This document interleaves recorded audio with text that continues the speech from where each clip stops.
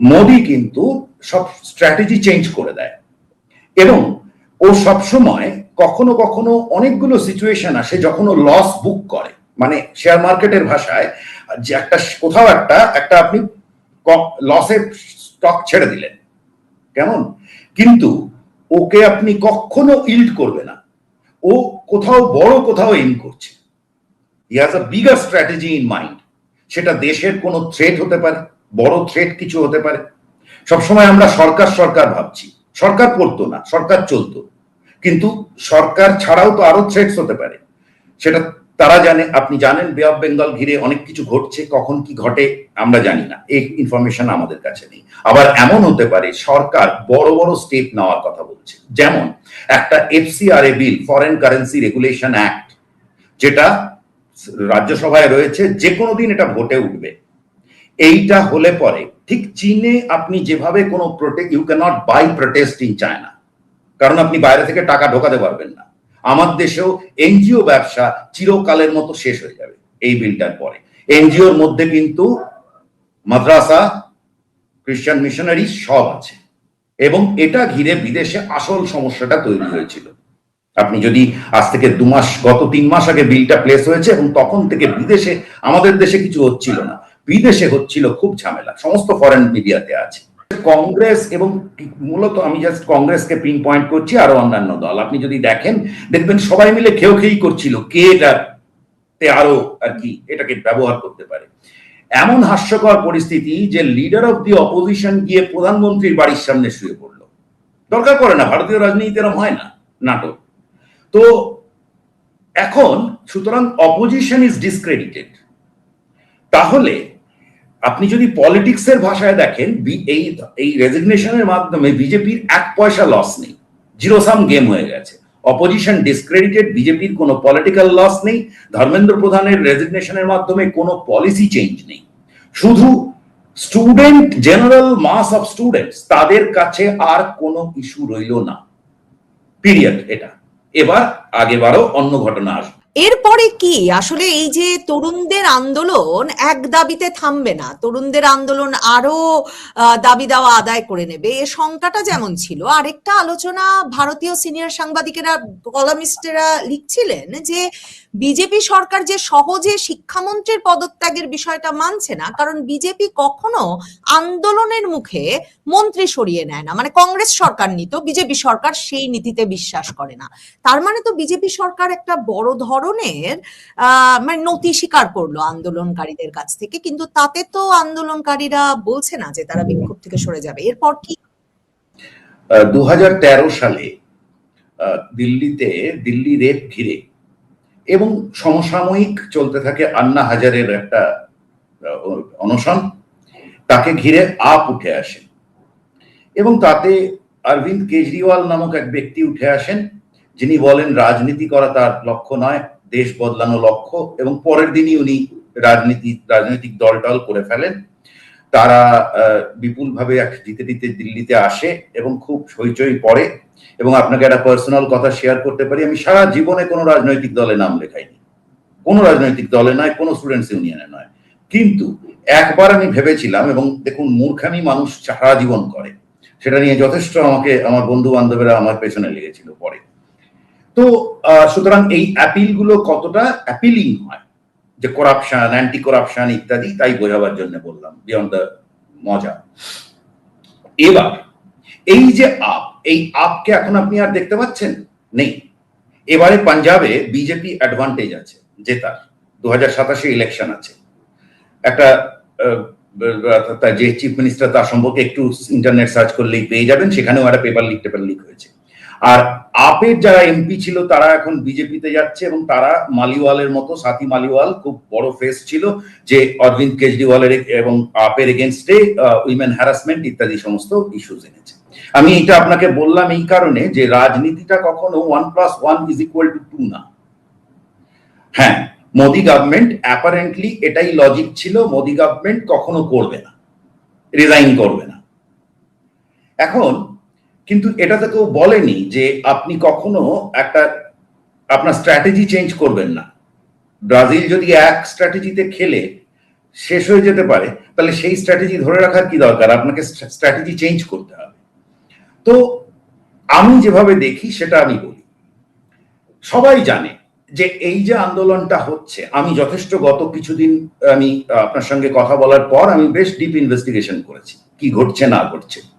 বিদেশ থেকে একপাল ছাত্র এসছে, তো এবং তাদের যথেষ্ট কিছু মাথায় ঢোকানো হয়েছে। আরো এর মধ্যে অনেক রকম অ্যাঙ্গেল আছে। আমি দলিত তো অ্যাঙ্গেল তো আছেই, আমি শিওর মুসলিম অ্যাঙ্গেল আছে, ইসলামিক অ্যাঙ্গেল থাকবে, কোথাও না কোথাও এগুলো উঠে আসবে এবং এদের লক্ষ্য হচ্ছে মোদী সরকারকে সরানো। একদম পারফেক্ট, এটাই এদের লক্ষ্য। তো এইগুলো একটা ছিল শুরু, ঠিকই বলছেন আপনি, বাকিটা বাংলাদেশ ইত্যাদি এই শুরু হয় কোটা দিয়ে, শেষ হয় হাসিনার পদত্যাগে ইত্যাদি। কিন্তু এক্ষেত্রে তা ঘটার, আমি আপনাকে আগের দিনই বলেছিলাম যে ভারতবর্ষে এই ধরনের আন্দোলন করে কিছু কোনোদিন অ্যাচিভ করা যায়নি, তো যাবেও না। বিজেপি শুরু তাদের কিছু মিস্টেক্স আছে। মিস্টেক্স গুলো কোথায় আছে?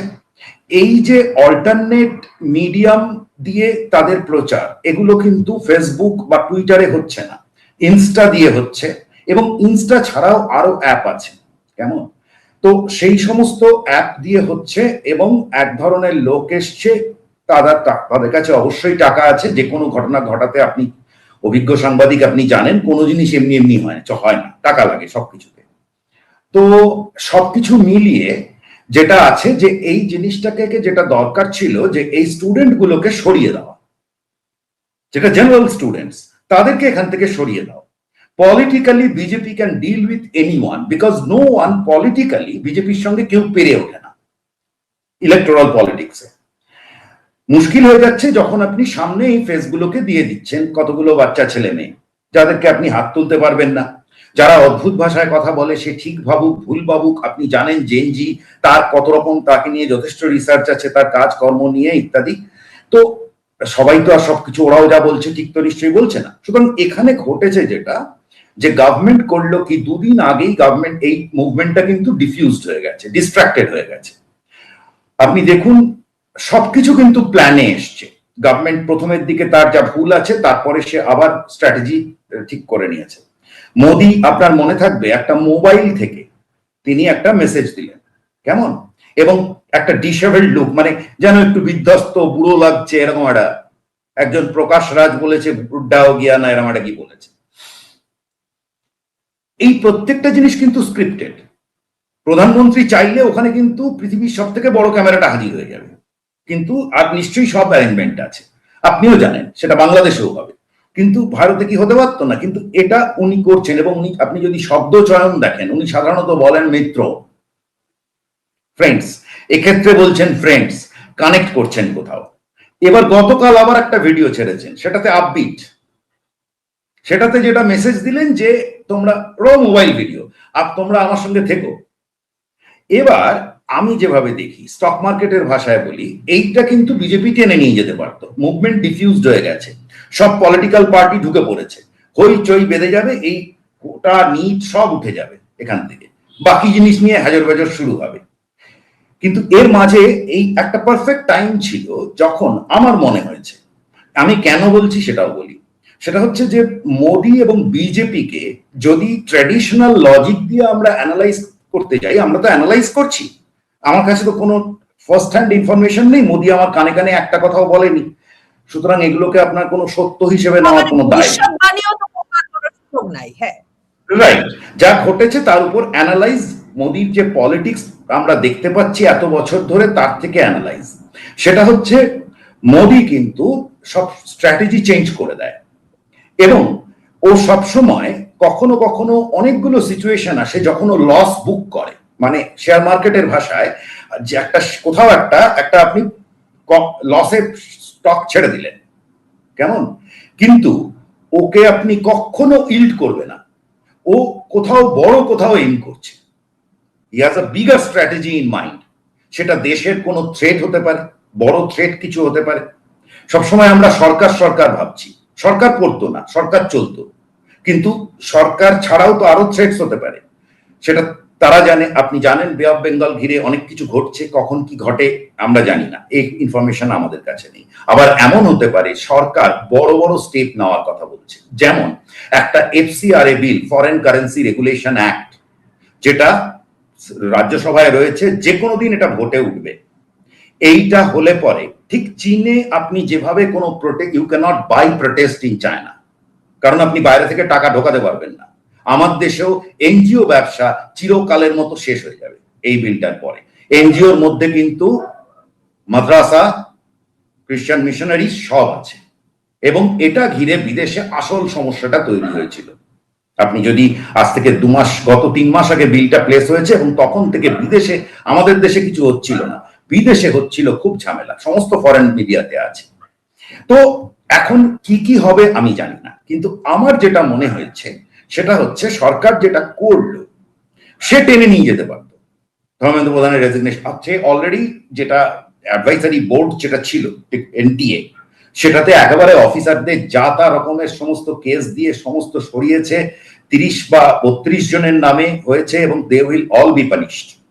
মানে এই পেপার আপনার ইলেকশন, সরি, এক্সাম কন্ডাক্ট নিয়ে, কেমন, এবং আমাদের যে এক্সামটা নিয়ে কথা সেটারও পুরো আবার খোল নলচে চেঞ্জ করে দেওয়া হয়েছে, কমপ্লিট অনলাইনে করে দেওয়া হয়েছে, আরো অনেক বিষয় আছে। অ্যাকচুয়ালি এগুলো কোনো বিষয়ই ছিল না। এই সরকারি এসে এক্সাম গুলোকে অনেক বেশি ক্লিন করেছিল। নিট জিনিসটা এসছে এই সরকারের সময় 2017 বা 18 সালে। তো এখন যেটা করলো সেটা হচ্ছে একটা কম্পিউটারের ভাষায় অল্ট কন্ট্রোল ডেল মারল, ধর্মেন্দ্র প্রধান সরিয়ে দিল। সরিয়ে দিতে কি হলো, এই যে জেনারেল মাস অফ স্টুডেন্টস, তাকে এখান থেকে ফার্স্টে একদম আউট করে দেওয়া হলো। এবার কারা পড়ে থাকবে? এবার পড়ে থাকবে পলিটিক্যাল অ্যাক্টিভিস্ট আর রাউডিজ। কেমন, মানে তাকে না রাখলেও চলতো। গতকাল কলকাতায় যে মিছিলটা হয়েছে আপনি খবর দেখেছেন, সেটা বেসিক্যালি রাউডিজ ছিল, এবং তাদের আজকেই গুন্ডা দমন আইনে তাদের একটা বড় সংখ্যকের এগেনস্টে কেস হয়ে গেছে, এরা সব জেলে যাবে। ছাত্রছাত্রী নয়, মানে গুন্ডাস ওই সমস্ত ঢুকেছিল।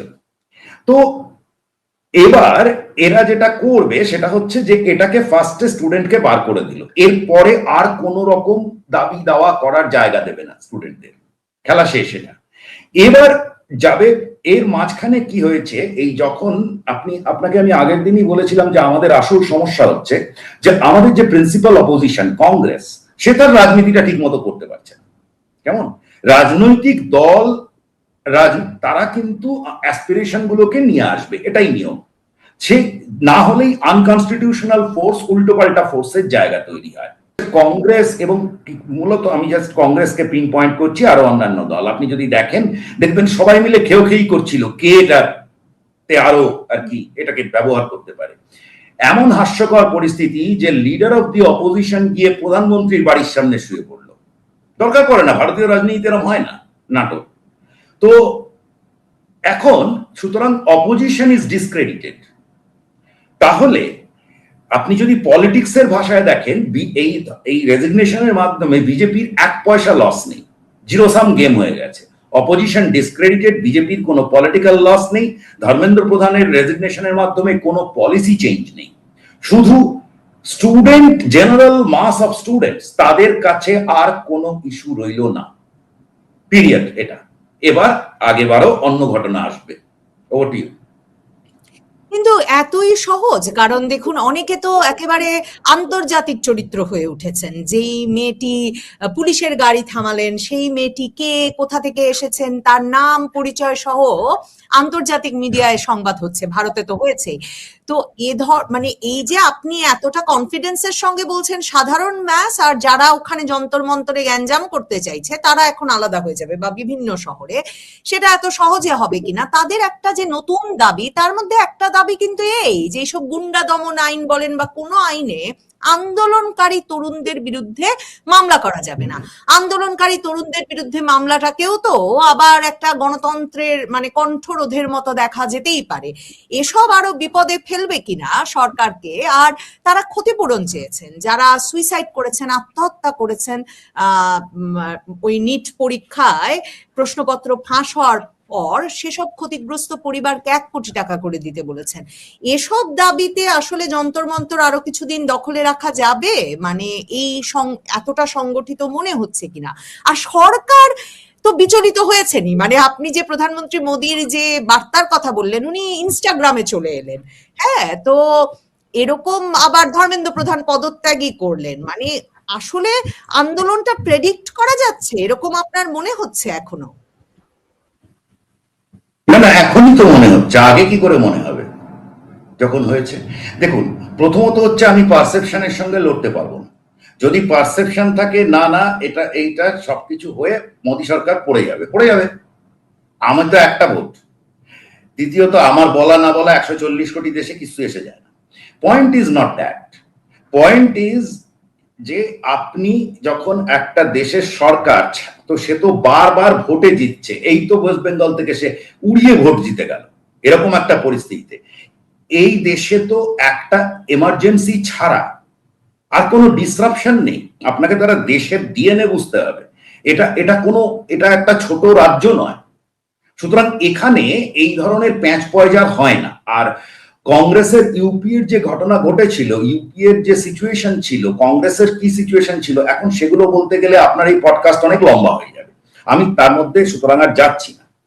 আপনাকে খালি আমি মনে করিয়ে দিচ্ছি, ফার্ম বিল প্রোটেস্টে ওরকম একজন বিরাট নেতা হয়ে গিয়েছিল, তার নাম মহেন্দ্র টিকায়েত। এই আলোচনা আমি শুরু করেছিলাম অরবিন্দ কেজরিওয়ালকে দিয়ে। আপের লোকেরা কত বড় সেলিব্রিটি ছিল আমি জানি না আপনি জানেন কিনা, তারা কত বড় সেলিব্রিটি হয়েছিল। আপনাকে ইন্টারাপ্ট করতে চাই, অরবিন্দ কেজরিওয়াল শুধু আপনার মনে দোলা দিয়ে গিয়েছিল বা আপনাকে রাজনীতিতে আগ্রহী করেছিল তাই না, মানে বাংলাদেশ সহ পুরো উপমহাদেশেই তো বিকল্প রাজনীতির যেভাবে উপমহাদেশে নয়, আমার বন্ধু সে সময় নাইজেরিয়াতে ছিল, একটা প্রজেক্টে কাজ করছিল, কেমন, সেখানেও দেখেছে ওই ঝাঁটা কি একটা হোর্ডিং ঝুলিয়েছে ঝাঁটা, কেমন। তো এই জিনিসগুলো অ্যাপিল করে। আমার মনে হয় যে কোনো ম্যাচিওরড পলিটিক্যাল অ্যানালিসিস হতে গেলে আপনাকে দুটো সব সাইড গুলোকে দেখতে হবে, তাদের পাস্ট গুলো কি মডেল গুলো কি আছে, তার উপরই না আপনি একটা প্রজেকশন করতে পারবেন। যা ঘটেনি, যেটা এখনো কোথাও ঘটেনি, সেটা যদি ঘটতে পারে, কিন্তু সেটা আমাদের নতুন শিক্ষা হবে। আমার কাছে যত রকম ডেটা সেট আছে তাতে আমি আপকে উঠতে দেখেছি, আপকে ভ্যানিশ হয়ে যেতে, ডিসক্রেডিটেড হয়ে যেতে দেখেছি, শেষ হয়ে যেতে দেখেছি। আমি ফার্ম বিল প্রোটেস্ট দেখেছি, তাতে মহেন্দ্র টিকায়েত বলে একজন, তার আগের ইলেকশনে তার জামানত বাজেয়াপ্ত হয়েছিল, কেমন, সে হঠাৎ করে বিশাল হিরো হয়ে গিয়েছিল। এরকমই সারা পৃথিবীতে অনেক প্রচার হয়েছিল। এই ফার্ম বিল হয়ে গেছে বোধহয় 2019 সালে, ডোনাল্ড ট্রাম্পের রি ইলেকশন আসছিল। তো তারপরে মহেন্দ্র টিকায়েত আবার ভ্যানিশ কোথায়, তারা কেউ টিকি খুঁজে পাচ্ছে না, কেমন। So that is a political reality. আপনি বানাতে পারবেন। আপনাকে বাংলাদেশেরই উদাহরণ দিই। বাংলাদেশে জুলাইয়ের পর কিছু কিছু লোক, এই নাহিদ ইসলাম, হেন তেন, এ তো মনে হচ্ছিল সব এক একজন বিশাল ব্যাপার, স্টেটসম্যান সব নেমে এসছে আকাশ থেকে, তারা এখন কোথায়? সুতরাং পলিটিক্স কোনো, অন্তত আমাদের দেশে পলিটিক্স কোনো টি-20 ম্যাচ না, এটা টেস্ট ম্যাচ, খুব লম্বা, এবং এরা এক্সপার্ট। এখানে কি আছে বলি। ভারতের, আমি নিজে একটা পডকাস্ট করেছি, হয়তো কেউ, আমার তো যাই হোক কম, হয়তো কেউ দেখেনি বা আপনি যার দেখেননি, তাতে আমার বক্তব্য হচ্ছে অন্য জায়গায়। সেটা হচ্ছে, আমি মনে করি এই এফসিআর এর রেগুলেশন আরো আগে আসার কথা দরকার ছিল, যাতে টাকা, প্রশ্ন হচ্ছে গাদা টাকা ঢুকেছে, টাকাটা ঢুকলো কি করে? তুমি আমি আপনাকে আগের দিন বলেছিলাম যে ওদের ডিপ স্টেট থাকলে আমারও ডিপ স্টেট আছে, তাহলে আমার এই জিনিসগুলোকে আটকানোর দরকার ছিল, এক। দ্বিতীয়ত হচ্ছে, ইন্ডিয়ার একটা মেজর ফ্ল আছে। ফ্লটা হচ্ছে, চায়না যখন সে শুরু করলো, চায়না কোনোদিন গুগল, ফেসবুক এদেরকে ঢুকতে দেয়নি, কেমন। আমরা, বিকজ আমরা ডেমোক্রেসি রাখতে গিয়ে এবং এই সমস্ত রাখতে গিয়ে আমরা এইগুলো করি। আমার উচিত ভারতবর্ষে ইমিডিয়েটলি ফরেন অ্যাপস সব বন্ধ, আমার নিজের অ্যাপ আসবে।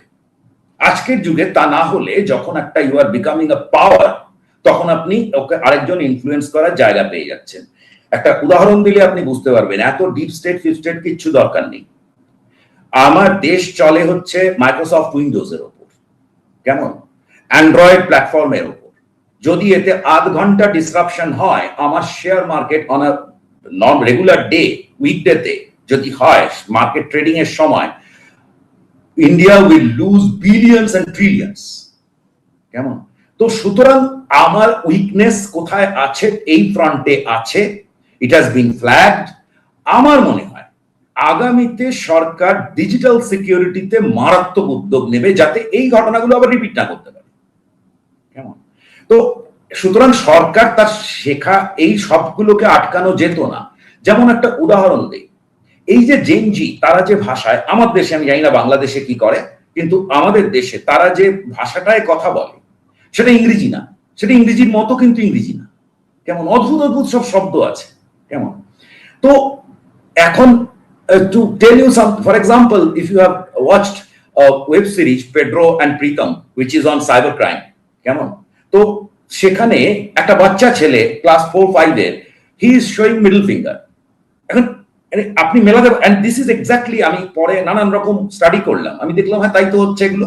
তো এদের কোনো, এরা একটা, এই যে আমার দেশের যারা জেনজি, তারা product of 35 years of sustained growth. India is now a huge story. সে তার প্রোডাক্ট, তার বিহেভিয়ার আলাদা। আমার যে ব্যুরোক্রেসি আছে, সে টাইম লাগে চলছে, সে 40 বছর, তার 45 বছর বয়স, সে ওর ভাষাটা বোঝে না, কেমন। সুতরাং আমাদের এগুলো হচ্ছে স্ট্রাকচারাল মানে ওই যে আমার 5ই আগস্টের পর তো নানা রকম ভাষা, জেনজির ভাষা, আমরাও অনেক কিছু শিখলাম, যেমন ডিলিউশনাল, ডেলুলু বোধহয় বলে তারা।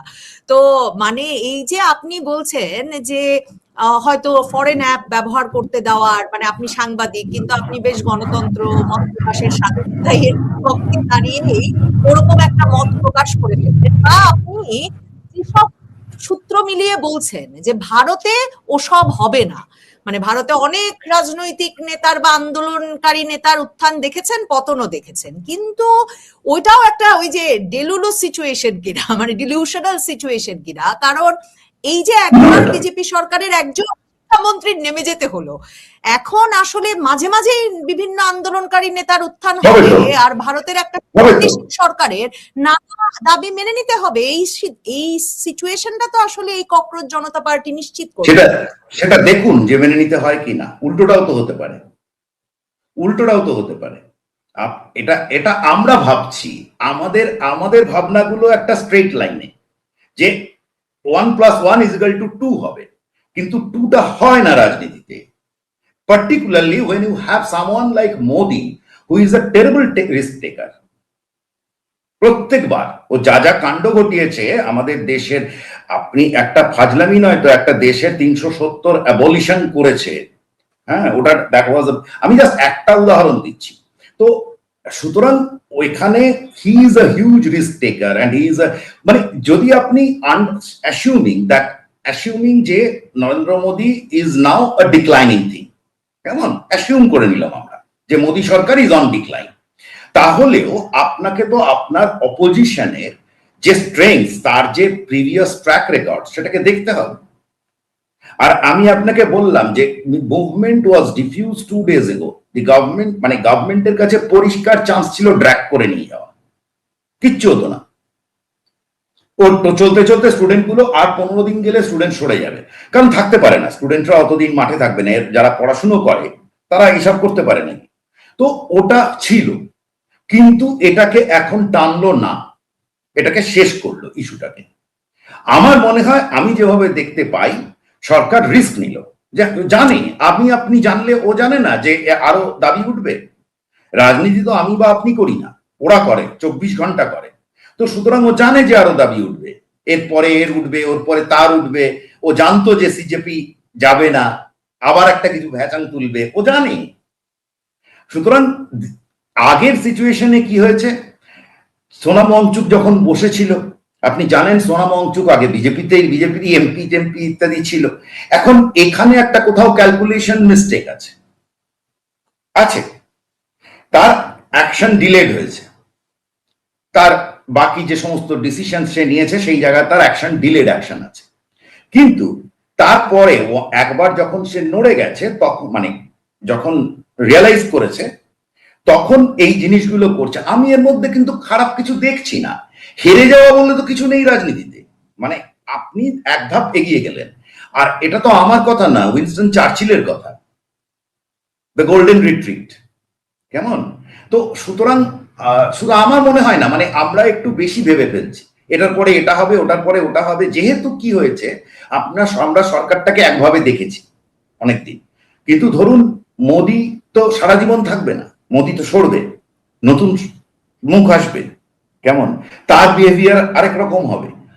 অন্যান্য স্টেটে যারা উঠে আসছে তারা হচ্ছে এই আপনাকে একটা জিনিস আপনি বলছিলেন যেটার উত্তর আমার দেওয়া হয়নি, অ্যাবাউট যে এই যে যারা অ্যাজিটেশন করছে, তো তাদের পরে কি হবে, কেমন, যে কোনো রেট্রিবিউটিভ অ্যাকশন কিনা।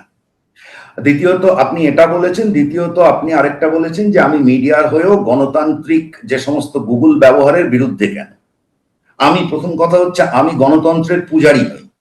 আমি মনে করি আমার লেখা, আমি বারবার বলি যে you have to devise your own democracy, কারণ আমার my own reasons, and I don't see যে আপনি গুগল বন্ধ করে দিলেই আপনার গণতন্ত্রটা বন্ধ হয়ে যায়। গণতন্ত্রটা গুগলে আটকে ছিল যদি থাকে, অমন গণতন্ত্রের দরকার নেই। কেমন? তো ওটা আরেকজনের হাতে একটা অস্ত্র আপনাকে আটকে দেওয়ার। ফেসবুক যেভাবে এটার প্রচার করেছে, মেটা, দ্যাট ইজ এক্সাম্পলারি। কেমন? ইনস্টা দিয়ে। তো এগুলো সবই অ্যালগরিদমের খেলা, আপনি জানেন। So back to the topic, আপনার যে প্রথম যে বক্তব্যটা ছিল যে জাস্ট মিসড, মানে ছাত্রদের বিরুদ্ধে শাস্তিমূলক, ছাত্রদের বিরুদ্ধে এখানে শাস্তিমূলক এখানে একটা ক্যাচ আছে, এখানে একটা ক্যাচ আছে। সরকার করতে যাবে না এখনই, সরকার আইডেন্টিফাই করছে কোনগুলো রাউডি এলিমেন্ট। কেমন? এই যে পাথরবাজি বা মানে ভাঙা, মানে পাথর মারা, ইট মারা, মারামারি করা, এই রাউডি এলিমেন্ট গুলোকে সে ফেস রেকগনিশন করে বার করে ফেলতে এদের হবে এবং সেটার জন্য কিন্তু যদি যদি ইয়েটা খুব আইডেন্টিফিকেশন গুলো প্রপার হয়, তাহলে কিন্তু আপনি দেখবেন ওয়াইডার স্টুডেন্ট পপুলেশনের মধ্যে জুড়বে না। কেমন? সেকেন্ড হচ্ছে, এবার একটা আপনাকে বলি, আমাদের দেশে চাকরি এবং বিদেশেও চাকরি তো প্রাইভেট সেক্টরে, তাই না? কেরিয়ার যে অপরচুনিটিস তো প্রাইভেট সেক্টরে, সরকারে তো না। এবার ধরুন একটা মেয়ের ভিডিও আপনি পাবেন, উচ্ছ্বাসের বশে করেছে, বলেছে যে গুলি মেরে দেওয়া উচিত মোদিকে। কেমন? আপনি নিশ্চিন্ত থাকুন, আমি এটা লিখেছি যে যারা এদেরকে ইনস্টিগেট করছে এনার্কিস্ট হতে, দে আর দ্য রিয়েল কালপ্রিটস।